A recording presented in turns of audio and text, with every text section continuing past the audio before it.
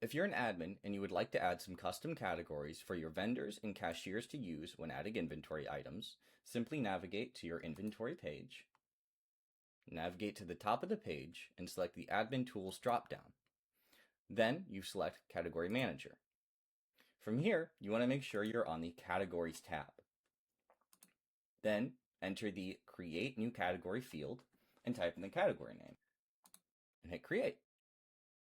And then that category will be made available to all vendors and cashiers to use for their items, right? If you'd like to delete an existing category, navigate down here to the existing category dropdown, select the dropdown, select the category you would like to delete.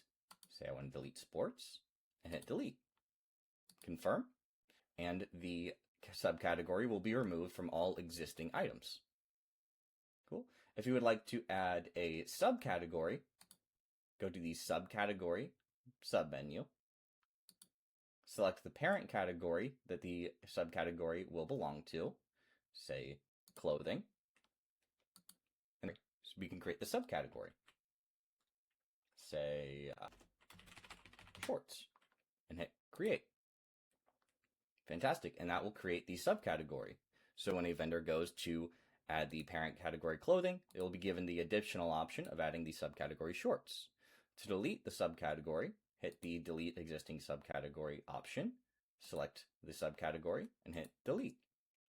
To find more subcategories to delete, change the category, select the dropdown again, and delete the new subcategory.